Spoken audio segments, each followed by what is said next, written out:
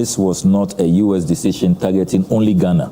Ghana is the only country out of the 36 countries with these latest round of visa restrictions imposed in July this year, which has a reprieve and a reversal. As responsible government as they are, they needed to also do something to also get this for Ghanaians. Most of us go there all in the name of being a student or going there to study. And then after we do not come back, plans can change, which is fine, but to do it in the right way. If you are below 15% of your students who entered the United States to study and overstayed, did not return, if you exceed 15%, you will be eligible for this sanction. In the case of Ghana, when they did the analysis and they showed me the data, we had exceeded the 15% to 21%. Those who travel on government delegations and the full government delegations do not return. So for example, you're traveling with a minister or a presidential delegation from Ghana to the US, say to attend an event, a UN event or a conference or whatever. They go and they don't come back. And then some don't come back. We have also not conducted ourselves very well. We have not come out, squeaky clean when it comes to these visa matters. When you listen to it carefully, you could tell that tough negotiations went on between Ghana government and then the US government. Talking of the students, they had a lot on their table already. So how were they going to do this every 3 months? We shouldn't abuse it. When you go as it is, when you're asked to come back, and if there's a need for you to go back again, you do that peacefully. They have the names, they know the students, they know where they are, they have the data. Ghana's Foreign Affairs Minister, Honorable Sam Okudzeto Ablakwa, has given us a detailed explanation about what led to the USA visa ban reversal. And I think we all need to pay attention to this particular one so we don't miss this opportunity. Yes, because you could tell, when you listen to it carefully, you could tell that tough negotiations went on between Ghana government and then the US government. And so we need to pay attention to it so we don't miss it. And also I'm using opportunity because most Ghanaians travel to the US for academic purposes, business, and many more. And so somewhere June, July, thereabouts, there was a news that the F1 visa and then the B1, B2, which is tourism and then business, and then the F1 being student visa, there was a ban on it. That ban was that 5-year multiple entry now shrink to 3 months renewable. Now, at that time, I think we even made a story on this particular one. I was even saying that, talking of the students, they had a lot on their table already. So how were they going to do this every 3 months? It was going to be very hectic and tiring. And so thankfully, now, I think just last week, just after the 80th United Nations General Assembly, we got a news from Honorable Sam Okudzeto Ablakwa that ban has been lifted. And this is good news. Now, students who go there to study can have a sound mind to study. And I'm so happy for them that now we have the 5-year multiple entry. Now, coming back to what went into it to have this offer, which is this deportees from USA, which is specifically West Africans, we need to receive them to get this offer. And when you listen to Honorable Okudzeto Ablakwa carefully, he stated it clearly that as responsible government as they are, they needed to also do something to also get this for Ghanaians, especially, like I'm saying, students and then those who go there for businesses and all that. And so please, before I even go into details on this particular one, he says that we heard it from His Excellency John Dramani Mahama that we shouldn't abuse this. Most of us go there all in the name of being a student or going there to study. And then after we do not come back, this is bad. And so when you go, nobody is saying that when you go there, don't go and say, maybe plans can change, which is fine, but to do it in the right way. Don't do it. I mean, that is bad. It's illegal. So please, now that they have done this for us, let us use it wisely. We shouldn't abuse it. When you go as it is, when you're asked to come back, and if there's a need for you to go back again, you do that peacefully. Please, let us do it as they have asked us to do. Now, coming back to the negotiation, which is the deportees being accepted here before they go back to wherever they have to go, what effect is it bringing to us? We might have a negative side of talking of economical security and all that. It may some way, one way or the other, maybe it could affect us, but we'll look at that maybe in another video. We'll come and then talk about that one. But then again, the positive side is that we've been able to secure our 5-year multiple entry. And then also, it's also strengthened us as African countries. Let's think about that too. And so let's go and listen to Honorable Sam Okudzeto Ablakwa on this particular one, and then we would understand. So first of all, it is important to recall that this was not a U.S. decision targeting only Ghana. Okay. We were in a group of 36 countries. Before this 36, President Trump had outrightly banned 12 countries. It was one of his first executive orders that he signed. He did a similar thing in his first term, you will recall. So in his second term, he banned 12 countries outrightly. You know, the likes of Iran, Libya, citizens of Cuba, Afghanistan, total ban. Then for 36 countries, including Ghana, Nigeria, Ethiopia, Cameroon, and others, the decision by the Trump administration was harsh visa restrictions.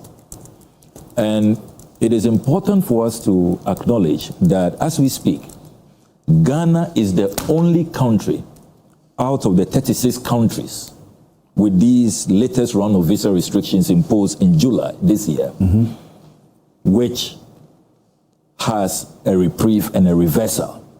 Ghana is the only country. The only country out of the 36. So this is such a major development, and it speaks to the Mahama administration's ability to negotiate. It shows the weight of our foreign relations, the capacity that we have, and the cordial relations that we enjoy with our partners in the United States of America. And I think that that point should not be lost on us at all. It's not as though this is a mass reversal, that all of the countries in that 36 category have had a reversal.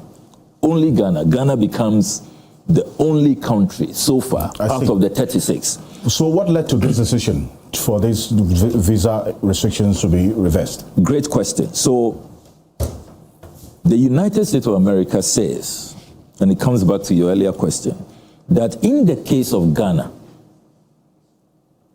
they have had to impose the restrictions because of visa overstays.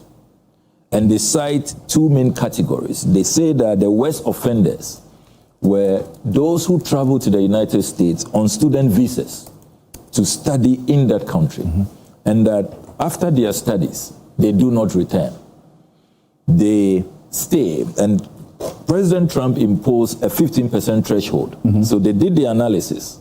Any country that exceeds 15%, that over the last 10 years, if you are below 15% of your students who entered the United States to study and overstayed, did not return, if you exceed 15%, you will be eligible for this sanction, for this restriction. In the case of Ghana, when they did the analysis and they showed me the data, we had exceeded the 15% to 21%. And they have the names. They know the students, they know where they are. They have the data.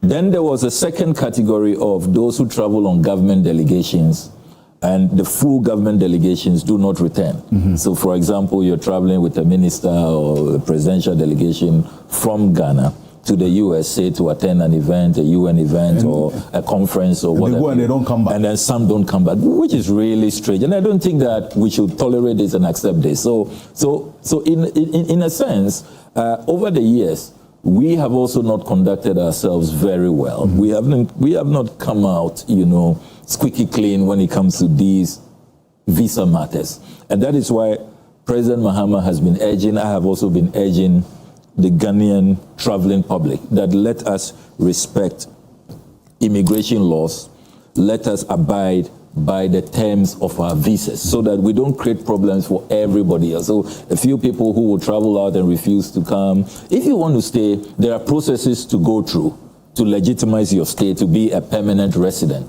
But don't just abuse your visa. It creates problems for everybody else. So we will continue with the public education. So in the case of Ghana, this is what happened. Now, when this happened, as foreign minister, I promptly opened negotiations.